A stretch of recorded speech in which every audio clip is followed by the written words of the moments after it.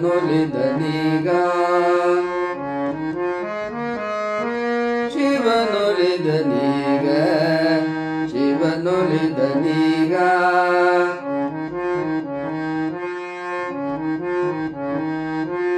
ಶಿವನೊಲಿದನೀಗ ಶಿವನೊಲಿದನೀಗ ಶಿವನೊಲಿದನೀಗ ಶಿವನೊಲಿದನೀಗ. ಧ್ಯಾನ ನಿರಾಸಕ್ತಿ. ಧ್ಯಾನ ಮಾಡು ಎಂಬುದಾಗಿ ಹೇಳಿದರೆ ನಮ್ಮ ಮನಸ್ಸಿಗೆ ಧ್ಯಾನ ಮಾಡಯ್ಯ ಅಂತ ಹೇಳಿದರೆ ಅದು ತುಂಬ ನಿರಾಸಕ್ತಿಯನ್ನು ತಾಳುತ್ತದೆ, ಉತ್ಸಾಹವನ್ನು ತೋರಿಸಲ್ಲ.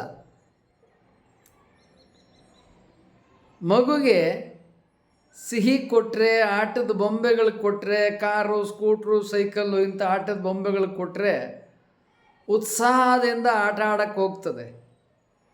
ಮೌನವಾಗಿರು, ಕೂತ್ಕೊಂಡಲ್ಲೇ ಕೂತ್ಕೋ ಅಂದರೆ ಮಗು ರಚ್ಚೆ ಹಿಡಿತದೆ. ಹಾಗೆ ನಮ್ಮ ಮನಸ್ಸು ಕೂಡ ಅಷ್ಟೇ. ಅದು ತಿರುಗಾಡು, ಹೋಗು, ಸಂತೆ ಬೀದಿಲಿ ತಿರ್ಗಾಡ್ಕೊಂಬ ಅಂತ ಅಂದರೆ ಖುಷಿಯಾಗಿ ಹೋಗ್ತದೆ. ಜೀವನ ಪರ್ಯಂತ ಬೇಕಾದರೆ ಸುತ್ತಾಡ್ತದೆ. ಒಂದು ಕಡೆ ಕುಳಿತುಕೋ, ಏನಾದರೂ ಅಚೀವ್ಮೆಂಟ್ ಮಾಡು ಅಂತ ಹೇಳಿದರೆ ಮನಸ್ಸು ನಿರಾಸಕ್ತಿಯನ್ನು ತೋರಿಸುತ್ತದೆ. ಯಾಕೆ? ಧ್ಯಾನ ಮಾಡಲು ನಮಗೆ ನಿರಾಸಕ್ತಿ ಯಾಕೆ? ಸ್ವಾಮೀಜಿಯವರೇ, 1 ಮೈಲಿ ನಡ್ಕೊಂಡು ಹೋಗೋನ್ರಿ, 5 ಮೈಲಿ ನಡ್ಕೊಂಡು ಹೋಗೋನ್ರಿ, ಓಟೋಗ್ಬಿಡ್ತೀವಿ, ನಡ್ಕೊಂಡು ಹೋಗ್ತೀವಿ.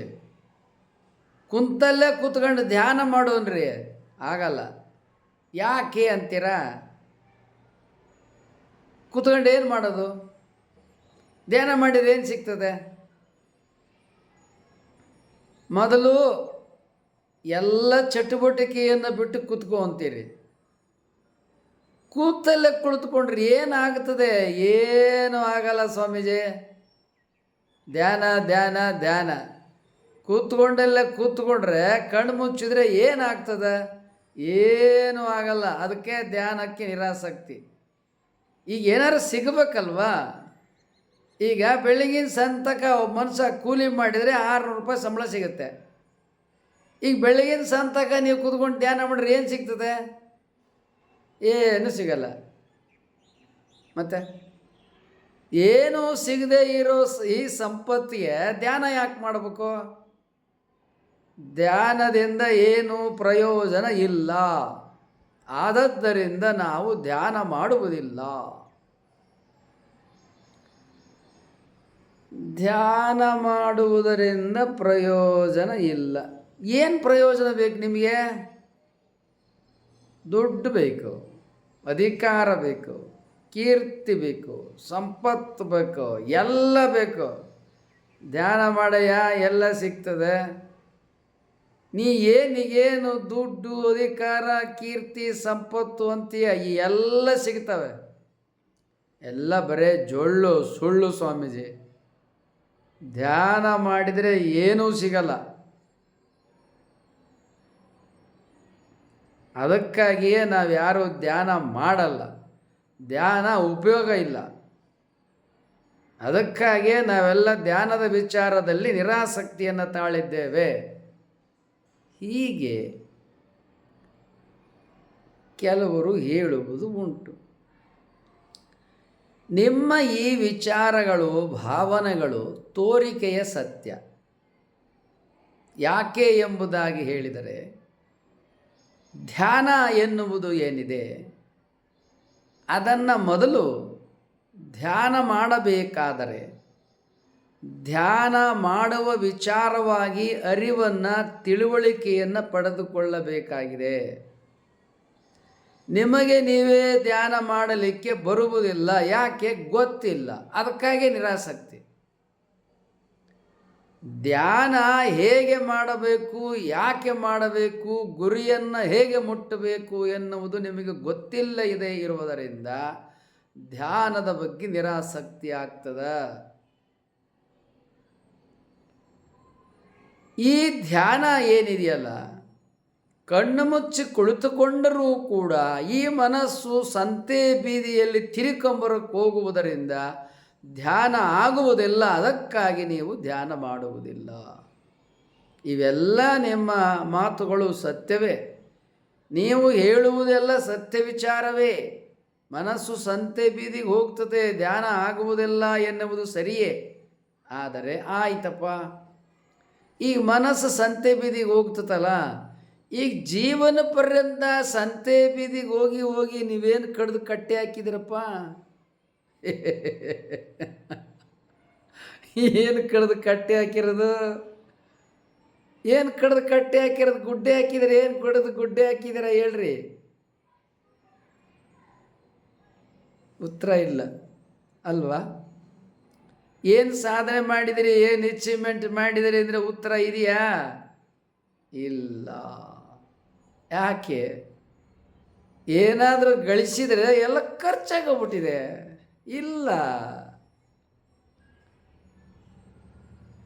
ಆದ್ದರಿಂದ ಮನಸ್ಸು ಸಂತೆ ಬೀದಿಗೆ ಹೋಗಿ ತಿರುಗಾಡಿಕೊಂಡು ಬಂದರೂ ಏನೂ ಲಾಭವಾಗಿಲ್ಲ. ಮತ್ತು ಧ್ಯಾನ ಮಾಡಯ್ಯ, ಲಾಭ ಆಗ್ತದೆ. ಏನು ಲಾಭ ಆಗ್ತದೆ ಗುರುಗಳೇ? ನಿಮ್ಗೆ ಏನು ಬೇಕು ಎಲ್ಲ ಸಿಗ್ತದೆ. ಗುರುಗಳೇ, ನಮ್ಗೆ ಹೇಳ್ತೀರಿ ನೀವೇನು ಪಡ್ಕೊಂಡಿದ್ದೀರಿ? ನನಗೆ ಏನೇನು ಬೇಕು ಎಲ್ಲ ಪಡ್ಕೊಂಡಿದ್ದೀನಿ. ನಾನು ಕೇಳದಲೆ ಎಲ್ಲವನ್ನೂ ನನಗೆ ವಿಶ್ವಶಕ್ತಿ, ನಾನು ಧ್ಯಾನ ಮಾಡುವಲ್ಲಿ, ಪೂಜೆ ಮಾಡುವಲ್ಲಿ ಎಲ್ಲವನ್ನೂ ನನಗದು ತಂದು ಕೊಟ್ಟಿದೆ. ಉದಾಹರಣೆ ಕೊಡ್ತೇನೆ. ನಮಗೆ ತಪಸ್ಸಿಗೆ ಹೋಗ್ಬೇಕಂತ ಮನಸ್ಸಾಯಿತು. ಪ್ರವಚನ ಚೆನ್ನಾಗಿ ನಡೀತಿತ್ತು, ಯೋಗನೂ ಚೆನ್ನಾಗಿ ನಡೀತಿತ್ತು. ಎಲ್ಲ ಊರಲ್ಲೂ ಉತ್ಸವ, ಎಲ್ಲ ಊರಲ್ಲೂ ದೊಡ್ಡ ಪ್ರಮಾಣದಲ್ಲಿ ದಾಸೋಹ. ನಮಗೂ ಬೇಕಾದಷ್ಟು ಕೈತುಂಬ ಪರಮಾತ್ಮ ಕೊಟ್ಟಿದ್ದ ಐಶ್ವರ್ಯವನ್ನು. ಸಂತೃಪ್ತಿಯಾಗಿ ಇದ್ವು. ನಮಗೆ ಯಾಕೋ ತಪಸ್ಸಿಗೆ ಹೋಗಬೇಕು, ಪ್ರವಚನ ಅಂದರೆ ಇಷ್ಟೇನಾ? ನೀವು ನಮಗೆ ಮೌಲಿಕವಾದ ಸಬ್ಸ್ಕ್ರೈಬರ್, ವ್ಯಾಲ್ಯುಬಲ್ ಸಬ್ಸ್ಕ್ರೈಬರ್. ಇದುವರೆಗೆ ನೀವು ಸಬ್ಸ್ಕ್ರೈಬ್ ಮಾಡದೆ ಹೋಗಿದ್ದರೆ ಸಬ್ಸ್ಕ್ರೈಬ್ ಬಟನ್ ಒತ್ತಿ, ಅಲ್ಲಿ ಬೆಲ್ ಕಾಣುತ್ತೆ, ಬೆಲ್ ಬಟನನ್ನು ಒತ್ತಿ. ನಿಮ್ಮ ವಾಟ್ಸಪ್ಪಲ್ಲಿ ಅನೇಕರ ನಂಬರ್ಗಳಿರುತ್ತೆ, ಅವರಿಗೆಲ್ಲ ಶೇರ್ ಮಾಡಿ. ನೀವು ಈ ವಿಡಿಯೋಗೆ ಲೈಕ್ ಮಾಡಿ. ತಪಸ್ಸು ಪ್ರವಚನ ಅಂದರೆ ಇಷ್ಟೇನಾ? 40 ದಿವಸ 50 ದಿವಸ ಪ್ರವಚನ ಮಾಡೋದು, ಜನ ಕಾಣಿಕೆ ಕೊಡ್ತಾರೆ, ಪ್ರವಚನ ಕೇಳ್ತಾರೆ, ದಾಸೋಹ ಆಗ್ತದೆ, ಪ್ರಾರ್ಥನೆ ಆಗ್ತದೆ, ಸಾಮೂಹಿಕ ಪ್ರಾರ್ಥನೆ ಆಗ್ತದೆ, ಯೋಗ ನಡೀತದೆ, ಜನರ ಕಾಯಿಲೆ ವಾಸಿ ಮಾಡ್ತೀನಿ. ಅವರು ಶಾಂತವಾಗಿ ಮನೆಗೆ ಹೋಗ್ತಾರೆ, ನಾವು ಶಾಂತವಾಗಿ ಮುಂದೂನಿರ್ಗೆ ಹೋಗ್ತೀವಿ. ಅಲ್ಲೂ ಹಿಂಗೆ ಪ್ರವಚನ ನಡೀತದೆ. ಅಪಾರ ಸಂಖ್ಯೆಯಲ್ಲಿ ಜನ ಬರ್ತಾರೆ, ಪ್ರವಚನ ಕೇಳ್ತಾರೆ, ಯೋಗ ನಡೀತದೆ, ದಾಸೋಹ ನಡೀತದೆ, ಪ್ರಾರ್ಥನೆ ನಡೀತದೆ, ಪ್ರವಚನ ಸುಂದರವಾಗಿ ನಡೀತದೆ. ಜನರು ಬೇಕಾದಷ್ಟು ಸಂಪತ್ತು ಸಂತೋಷ ಎಲ್ಲ ಆಯಿತು, ಸರಿ ಮುಂದಿನವ್ರಿಗೆ ಹೋಗು. ನಮಗೆ ಹೀಗೆ ಎಲ್ಲ ಕಡೆ ಸಕ್ಸಸ್ಸು. ಹೀಗಾದಾಗ ಪ್ರವಚನ ಅಂದರೆ ಇಷ್ಟೇನಾ ಅಂತ ನಮಗೆ ಭಾವನೆ ಆಗ್ಬಿಡ್ತು. ಅದಕ್ಕೆ ತಪಸ್ಸು ಕೂತ್ಕೋಬೇಕು ಅಂತ ಅನ್ನಿಸ್ತು. ಸರಿ ಆಯಿತು, ಪ್ರವಚನ ಇವೆಲ್ಲ ಬೇಡ ಅಂತೇಳಿ ಬಿಟ್ಟು ತಪಸ್ಸಿಗೆ ಹೊರಟು. ತಪಸ್ಸು ಕೂತ್ಕೊಳ್ಬೇಕಂತ ಭಾವನೆ ಆಯಿತು, ಎಲ್ಲಿ ಅಂತ ಗೊತ್ತಿಲ್ಲ, ಎಷ್ಟು ಕಾಲ ಅಂತಲೂ ಗೊತ್ತಿಲ್ಲ. ಹೊರಟು ಬಸ್ ಸ್ಟ್ಯಾಂಡಿಗೆ ಬಂದು ಬಸ್ ಹತ್ತೋದು. ಬಸ್ಸು ಹತ್ತುವ ಕಾಲಕ್ಕೆ ಇಬ್ಬರು ಜನರು ನಮ್ಮ ಜೊತೆ ಬಸ್ ಹತ್ತದು. ಬುದ್ಧಿ, ನಾವು ನಿಮ್ಮ ಜೊತೆ ಬರ್ತೀವಿ ಅಂದರು. ಯಾರು ನೀವು? ನೀವೆಲ್ಲಿ ಹೊಂಟಿದ್ರಿ ಅಲ್ಲಿ ನಿಮ್ಮ ಸೇವೆ ಮಾಡ್ಕೊಂಡಿರ್ತೀವಿ. ನಾ ತಪಸ್ಸಿಗೆ ಹೊಂಟಿದ್ದೀರಿ ಕಣಯ್ಯ, ನಾವು ಅಲ್ಲಿಗೆ ಬರ್ತೀವಿ. ಅಲ್ಲಿ ತಪಸ್ಸಿಗೆ ಅಲ್ಲಿ ಯಾರು ಇರಂಗಿಲ್ಲ, ನಾವೊಬ್ಬರೇ ನಿರ್ಜನ, ಅಲ್ಲಿ ನೀವೆಲ್ಲ ಇರಂಗಿಲ್ಲ. ಅಲ್ಲ, ನೀವು ಎಲ್ಲಿ ಕೂಡ್ತೀರಿ ಅಲ್ಲಿಗೆ ಬಿಟ್ಬಿಟ್ಟು ನಾವು ದೂರ ಹೊಟ್ಟೋತೀವಿ, ಮತ್ತು ನಿಮ್ಮನ್ನು ಕರ್ಕೊಂಬರ್ತೀವಿ. ಒಳ್ಳೆ ಕತೆ ಆಯ್ತಲ್ಲ. ಆಯ್ತಪ್ಪ, ಬರ್ರಪ್ಪ. ಸರಿ, ನಮ್ಮ ಹತ್ರ ಒಂದು ಬುಕ್ಸ್ದು ಒಂದು ಬಂಡ್ಲಿತ್ತು, ಇನ್ನೊಂದು ನಮ್ಮದು ಪೂಜಾ ಸಾಮಾನು, ಮಡಿಬಟ್ಟೆ, ಹಾಸೋದು ಹೊದಿಯೋದು, ಹಿಂಗೆ 2 ಬ್ಯಾಗಿತ್ತು. ಇಬ್ರಿಗೂ ಒಂದೊಂದು ಕೊಟ್ಟರು. ಇನ್ನು ನಮ್ಮ ಕೈಲೊಂದು ಸಣ್ಣ ಕೈ ಚೀಲ ಇಟ್ಕೊಂಡು ಹತ್ತಿದ್ದು. ಈ ಬಸ್ ಎಲ್ಲಿ ಹೋಗ್ತದೆ ಅಲ್ಲಿ ಟಿಕೆಟ್ ಕೊಡಪ್ಪ ಅಂದು. ಇದು ಕಾವೇರಿ ಹೊಳೆಗೆ ಹೋಗ್ತದೆ. ಸರಿ, ಅಲ್ಲೇ ಕಾವೇರಿ ಹೊಳೆಗೆ, ತಮಿಳ್ನಾಡಿಗೆ. ಆಯಿತು, ಎಲ್ಲೋ ಯಾವ ನಾಡಾದರೆ, ಈಗ ಅದು ಚೆನ್ನೈ ಆಗಿದೆ. ಸಂಜೆಯಷ್ಟೊತ್ತಿಗೆ ಕಾವೇರಿ ನದಿ ದಂಡೆ ಮುಟ್ಟಿದ್ವು ಒಂದು ಹಳ್ಳಿ. ಸರಿ, ನಮ್ಮ ಹುಡುಗರ ಜೊತೆಲಿ ಇಳಿದು ನಡ್ರಪ್ಪ ಸ್ನಾನ ಮಾಡೋಣ ಹೊಳೆ ಎಲ್ಲದ ಕೇಳ್ಕೊಂಡು ಹೋದು. ಹಳ್ಳಿಲಿ ಹಿಂಗಿದೆ, ಹೋಗ್ರಿ. ಏನು ದೊಡ್ಡ ಹೊಳೆ ಹರಿತದೆ, ಮರಳು ರಾಶಿ ರಾಶಿ. ಆದರೆ ಸ್ನಾನ ಮಾಡಿ ಇಳಿದು ಹೋಗೋ ಜಾಗನೇ ಇಲ್ಲ. ಹೊಳೆಗೆ ಇಳಿದು ಹೋಗೋಕ್ಕಾಗೋದಲ್ಲ, ಮತ್ತು ಸ್ನಾನ ಮಾಡೋದಿಲ್ಲಿ, ಮತ್ತು ಜಪ ತಪ್ಪ ಕೂತ್ಕೊಳ್ಳೋದಿಲ್ಲಿ. ಕಣ್ಣಿಗೆ ಹೊಳೆಯೆಲ್ಲ ಕಾಣ್ತದೆ, ಆದರೆ ಇಳಿದು ಹೋಗೋಕ್ಕೆ ಜಾಗನೇ ಇಲ್ವಲ್ಲ. ನಮ್ಮ ಹುಡುಗರು ಭಾಳ ಕಡೆ ಹುಡುಕಾಡಿದರು, ಎಲ್ಲ ಹುಡುಕಾಡಿದರು. ಮುಳ್ಳು ಗಿಡ ಗೆಂಟೆ, ಆ ಹೊಳೆ ಕಣ್ಣಿಗೆ ಕಾಣ್ತದೆ, ಆದರೆ ಅಲ್ಲಿ ಹೊಳೆಗೆ ಹೋಗಿ ಸ್ನಾನ ಮಾಡೋಕ್ಕಾಗಲ್ಲ. ಭಾಳ ಪ್ರಯತ್ನ ಮಾಡಿದ್ರು ಸ್ನಾನ ಮಾಡ್ಬೇಕಂತೇಳಿ. ಹೊಳೆಗೆ ಇಳಿದೋಗೋಕ್ಕೆ ಆಗೋದಲ್ಲ, ಜಾಗನೇ ಇಲ್ಲ ಇಳಿದೋಗೋಕ್ಕೆ. ಎಲ್ಲ ಕಡೆ ಗಿಡ ಗೆಂಟೆ, ಮುಳ್ಳು ಮರ, ಸೊಪ್ಪು ಸೆದೆ ಬಳ್ಳಿ, ಕಾಲಿಡೋಕ್ಕೆ ಜಾಗ ಇಲ್ಲ. ಕತ್ಲೆ ಆಗ್ತಾ ಬಂತು. ಯಾಕೋ ಇದು ಆಗಲ್ಲ ಕಣ್ರಪ್ಪ, ನಡ್ರಿ ಹಳ್ಳಿಗೆ ವಾಪಸ್ ಎಂದು ಹೋಗೋಣ. ಹಳ್ಳಿಗೆ ವಾಪಸ್ ಹೋಗಿ ನಡ್ಕೊಂಡು ಒಂದು ಅರ್ಧ ಕಿಲೋಮೀಟ್ರ್, 1 ಕಿಲೋಮೀಟ್ರ್. ರೀ, ಇಲ್ಲೆಲ್ಲೂ ಹೊಳೆಗೆ ಇಳ್ದೋಗೋ ಜಾಗ ಆಗೋದಲ್ಲ. ಹೊಳೆಗೆ ಹೋಗೋ ಜಾಗ ಎಲ್ಲ ಯಾವ ಊರದ? ಸರಿ, ಈಗ ಒಂದು ಬಸ್ ಬರ್ತದ, ಆ ಬಸ್ ಹತ್ತಿರ ಅದು ನಿಮ್ಗೆ ಆ ಹೊಳೆಗೆ ಇಳ್ದೋಗಿ ಕರ್ಕೊಂಡು ಹೋಗ್ತದೆ. ಅದು ಆ ಬಸ್ ಹತ್ತದು, ಅದಕ್ಕೆ ಕರ್ಕೊಂಡೋಯ್ತು. ಅದು ಎಲ್ಲಿ ಕರ್ಕೊಂಡೋಯ್ತು? ಮಲೆ ಮಹದೇಶ್ವರ ಬೆಟ್ಟಕ್ಕೆ ಕರ್ಕೊಂಡೋಯ್ತು.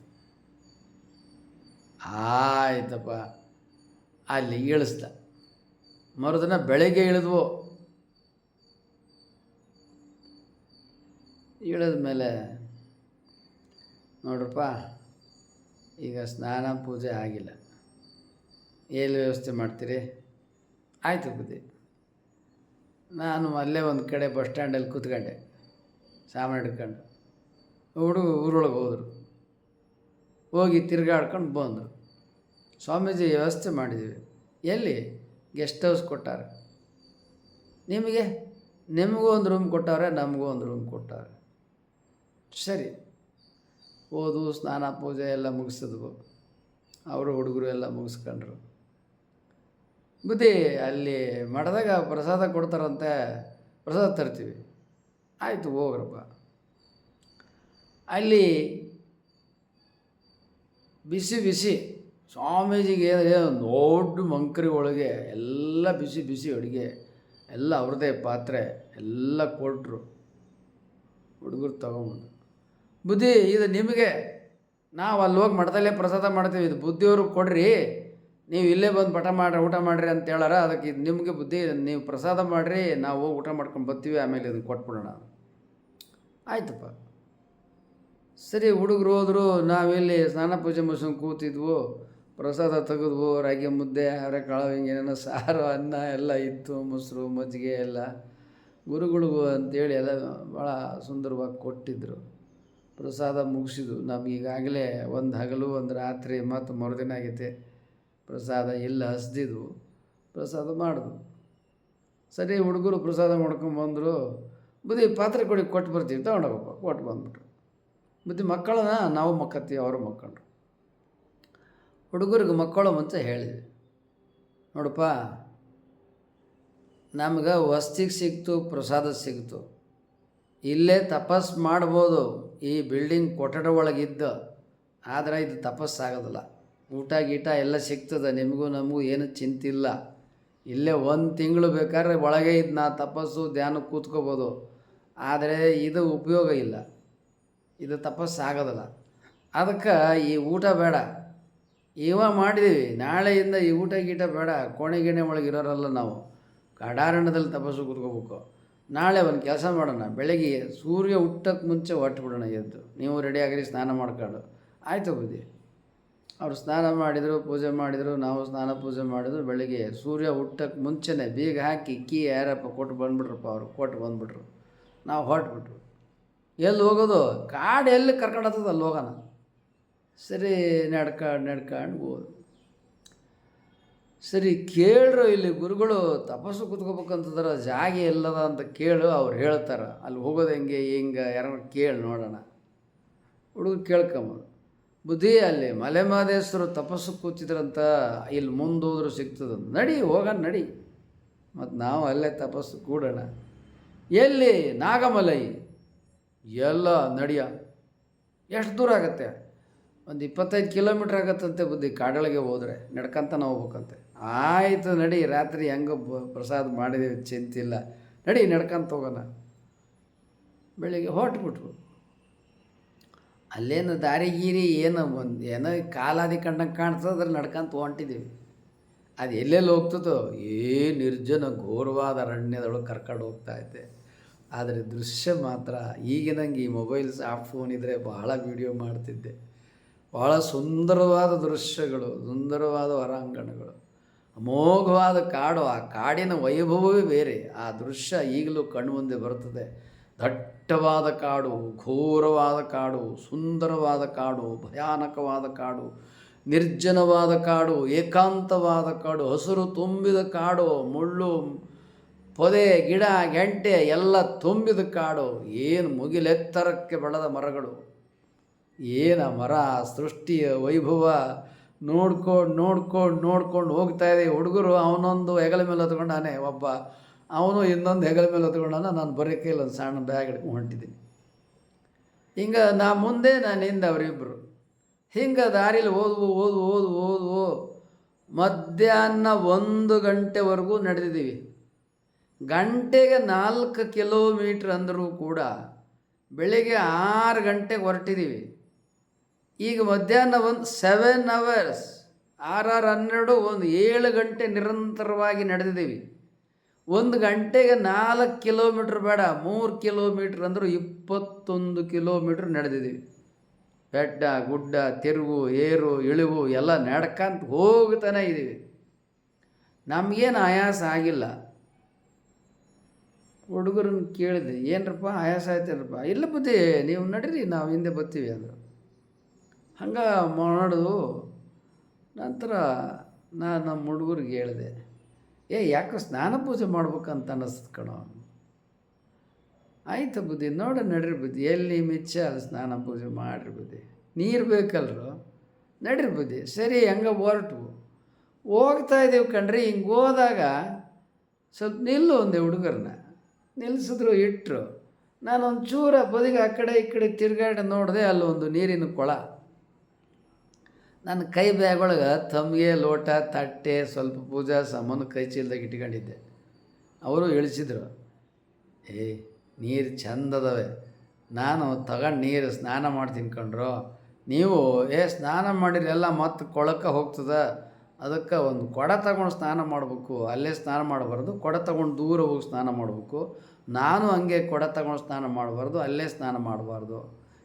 ಹೆಂಗೆ ಸ್ನಾನ ಮಾಡಿದ್ರು ಅಂದೆ. ಹೌದು ಬುದ್ಧಿ, ಸರಿ ನೋಡಿದೆ. ನಾನೇನು ಮಾಡಿದೆ, ಕೊನೆಗೆ ನನ್ನ ಬಟ್ಟೆ ಎಲ್ಲ ತೆಗೆದು ಆ ಒಂದೊಂದಿಗೆ ತಮಗೆ ನೀರು ತಗೊಳ್ಳೋದು, ಅಷ್ಟು ದೂರ ಹೋಗೋದು ಸ್ನಾನ ಮಾಡೋದು, ತಿರುಗಿ ಬರೋದು, ಒಂದು ತಮಗೆ ನೀರು ತೊಗೊಳ್ಳೋದು, ಅಷ್ಟು ದೂರ ಹೋಗೋದು ಸ್ನಾನ ಮಾಡೋದು. ಹೀಗೆ ಹೆಂಗೋ ಸ್ನಾನ ಮಾಡಿ ನಾನು ಜಪ ಮಾಡಿ ಬಟ್ಟೆ ಹುಡ್ಕೊಂಡು ಜಪ ತಪ್ಪ ಪೂಜೆ ಕೂತೆ. ಹುಡುಗರು ಅವ್ರಿಗೂ ತಮ್ಗೆಲಿ ನೀರು ಕೊಟ್ಟೆ, ಕೈಕಾಲು ಮುಖ ತೊಳ್ಕೊಂಡ್ರು. ಅವರು ಹುಡುಗರು ಹಣೆ ಮೇಲೆ ಬೆದರಿಸ್ಕೊಂಡ್ರು. ನಾನು ಪೂಜೆ ಜಪ ತಪ್ಪ ಧ್ಯಾನ ಕೂತೆ. ಒಂದು ಅರ್ಧ ಗಂಟೆ ಧ್ಯಾನ ಪೂಜೆ ಆಗಿರಬೇಕು. ಇಬ್ಬರು ಗಂಡ ಹೆಂಡ್ತಿ ಬಂದು ನನಗೆ ನಮಸ್ಕಾರ ಮಾಡಿದ್ರು. ಯಾರೋ ಬಂದ್ರಲ್ಲ ಅಂತೇಳಿ ಕಣ್ತಿರೋದು ನೋಡಿದೆ, ಹೆಜ್ಜೆ ಕಾಲು ಸಪ್ಪಳ ಆಯಿತು, ಯಾರೋ ಬಂದದ್ದು.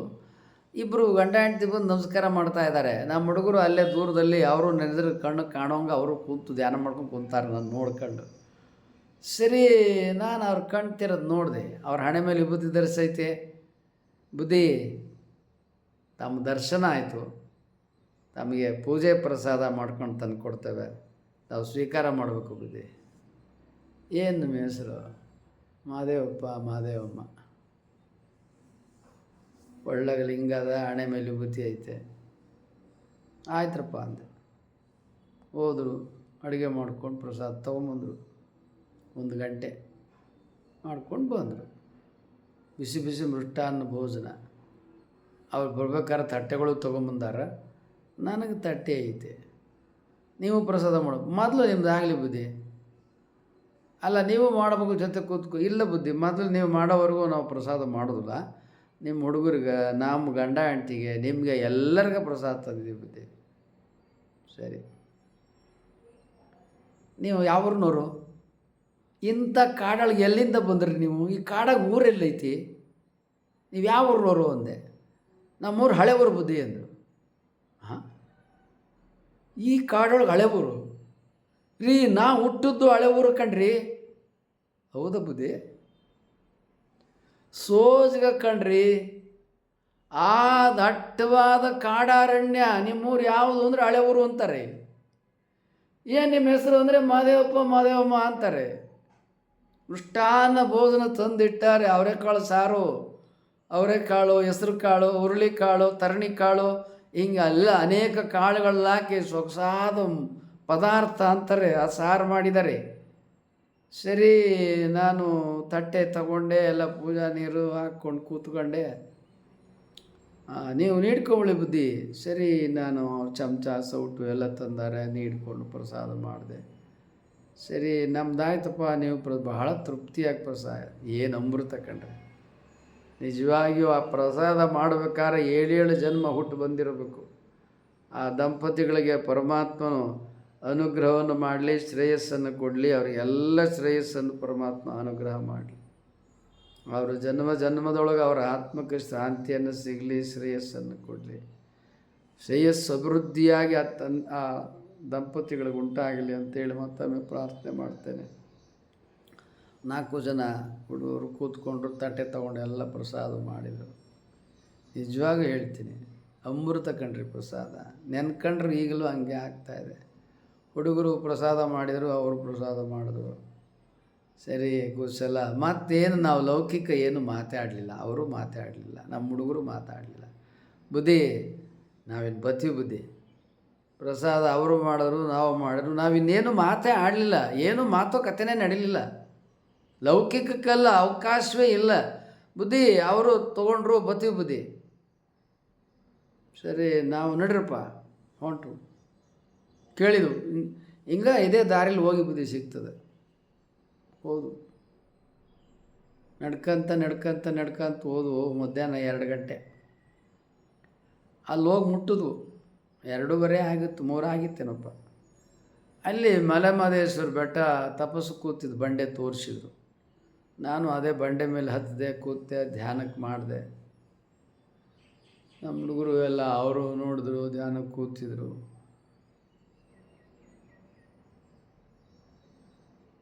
ಸ್ವಲ್ಪ ಹೊತ್ತು 1 ಗಂಟೆ ಇದ್ವಿ ನಾವು ಅಲ್ಲಿ.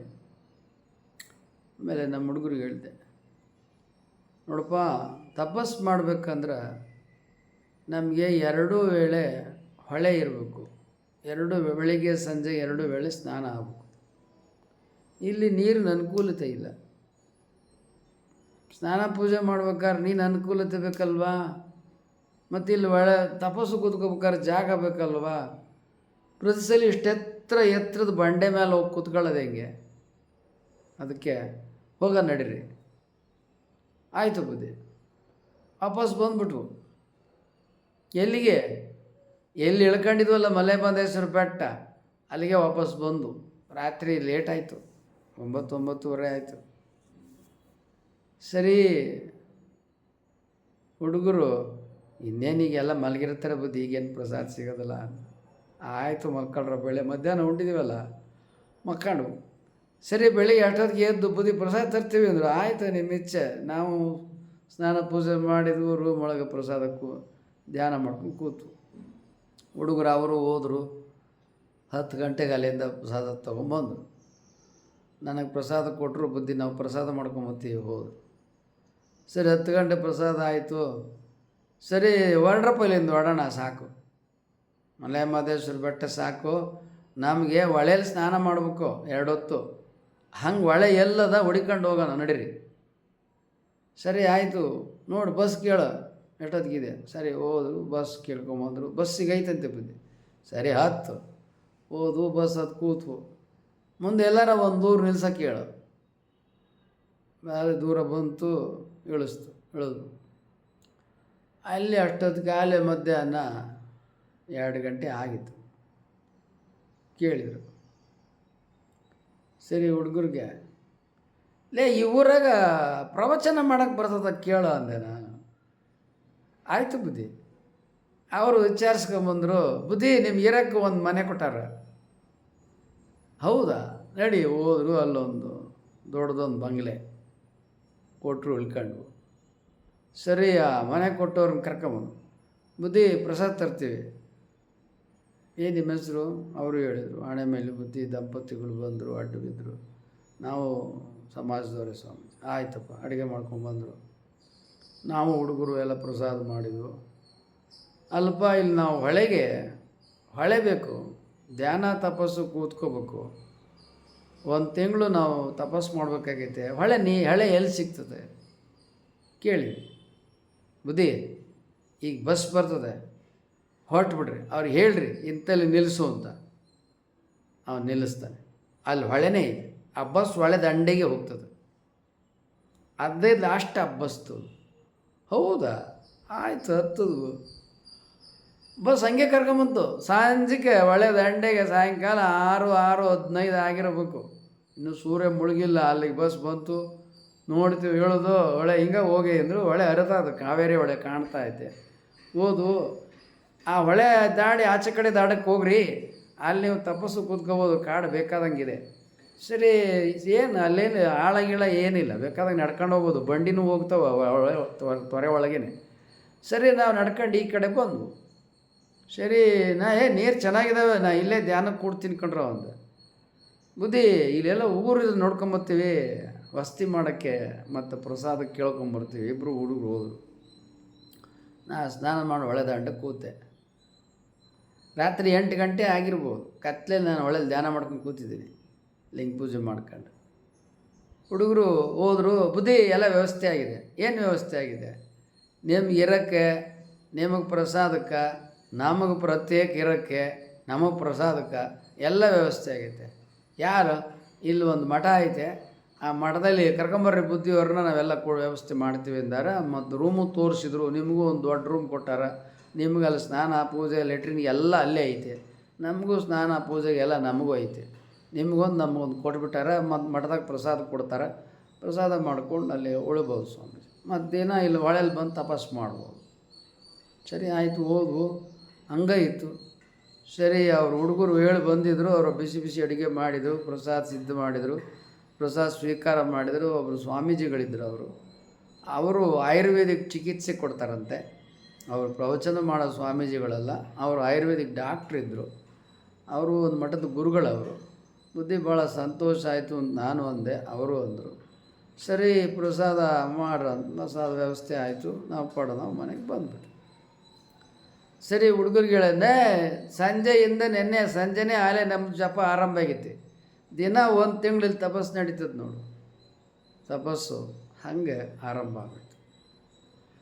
ಇಷ್ಟೆಲ್ಲ ನಿಮ್ಮ ಮುಂದೆ ಇಟ್ಟಿದ್ದೀನಲ್ಲ, ಇದು ನನಗೆ ಗೊತ್ತಿತ್ತಾ? ಇಲ್ಲ. ನನಗೆ ಧ್ಯಾನ ಮಾಡಬೇಕಂತ ಅನ್ನಿಸ್ತು, ತಪಸ್ಸು ಮಾಡಬೇಕಂತ ಅನ್ನಿಸ್ತು. ಎಲ್ಲೂ ನನ್ನ ಕೂದಲು ಕೊಂಗ್ತೇನ? ನಂದೊಂದು ರೋಮಕ್ಕೂ ಯಾವ ತೊಂದರೆನೂ ಆಗಲಿಲ್ಲ.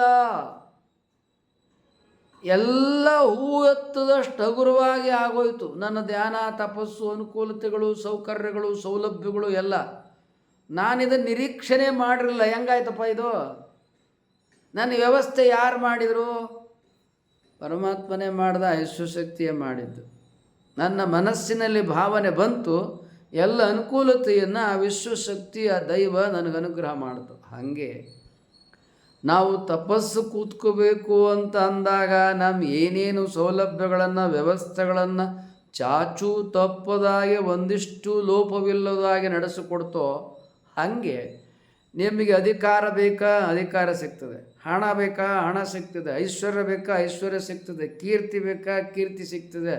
ನಿಮ್ಗೇನು ಬೇಕು, ಲಗ್ನ ಮಾಡ್ಕೊಳ್ಳೋಕ್ಕೆ ಒಳ್ಳೆ ಮನತಂದು ಹುಡುಗಿ ಬೇಕಾ ವಧು ಬೇಕಾ ಸಿಗ್ತದೆ, ಒಳ್ಳೆ ಮನತಂದು ವರ ಬೇಕಾ ಸಿಗ್ತದೆ, ಕೆಲಸ ಬೇಕಾ ಸಿಗ್ತದೆ, ಏನು ಬೇಕು ಎಲ್ಲ ಸಿಗ್ತದೆ. ವಿಶ್ವಶಕ್ತಿ ಧ್ಯಾನ ಮಾಡಲಿಕ್ಕೆ ನೀವು ಸಿದ್ಧರಿರ್ಬೇಕು.